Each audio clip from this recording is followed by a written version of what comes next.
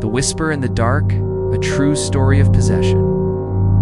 In 1990, deep within the remote outskirts of Manila, lay a place untouched by progress.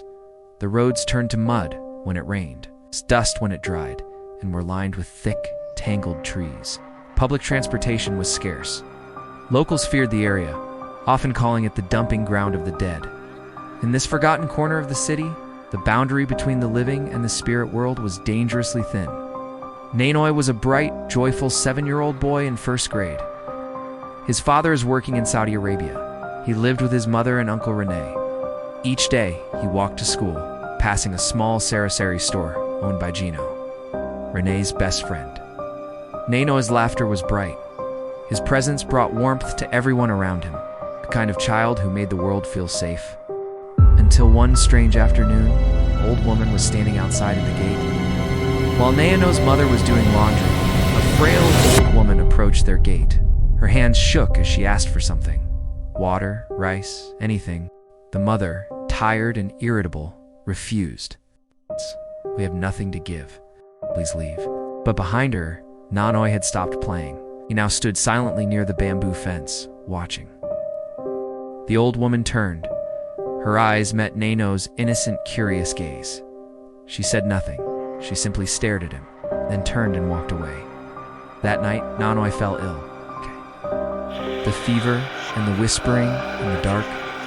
At first, it seemed like an ordinary fever. But as midnight approached, Nanoy began speaking to someone invisible, whispering strange words and laughing in his sleep.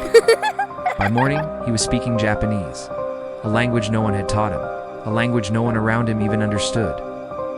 He stopped eating. His laughter grew disturbing. Slowly, he stopped being Nanoy. Panic in the night. Around 2:00 a.m., Nanoy began screaming violently. He thrashed in bed, eyes wide, body uncontrollable. His mother, terrified, called Uncle Rene for help. Rene arrived with his 2 cousins, and together they rushed to Nanoy's house to help them. "I thought it was just a fever," his mother cried, "but this is something else." It took 3 grown men to restrain the small boy. He growled like an animal, spoke in foreign tongues, and laughed like someone possessed. His eyes were no longer his own. The stormy ride. They loaded Nanoy into Reen's vehicle. Rain poured like a curse from the sky. Thunder roared. The windshield was a blur of water and fear. Rene drove off first to Gino's house to ask for help. In the back seat, Nanoy continued to speak Japanese, his voice sometimes that of a child, other times deep and guttural. "Slow down, man. We might crash," Gino warned from the passenger seat. "This isn't normal anymore," Rene muttered. "We need to take him to somebody who can help." Reen's cousins in the back struggled to keep Nanoy restrained. His strength was unnatural. His voice kept shifting. Their first stop was a nearby church. Nanoy only laughed. "I can't help him," the priest admitted, stepping back in fear. "There's a powerful spirit inside this boy. Take him to an albularium."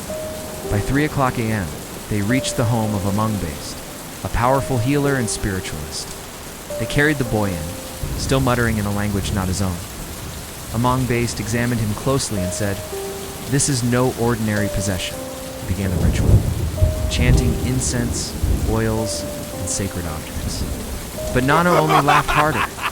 Nano spread himself flat on the floor, and then he stared straight ahead and whispered, "I'm gone." Then he collapsed, cold, silent still. They brought him home in silence. His mother stayed at his side, holding his hand, whispering desperate prayers through tears. 1 hour later, Nanoy took his final breath. He never woke again. When kindness is denied, sometimes vengeance follows. It doesn't only punish the cruel. Sometimes it chooses those who simply stood by and watched from behind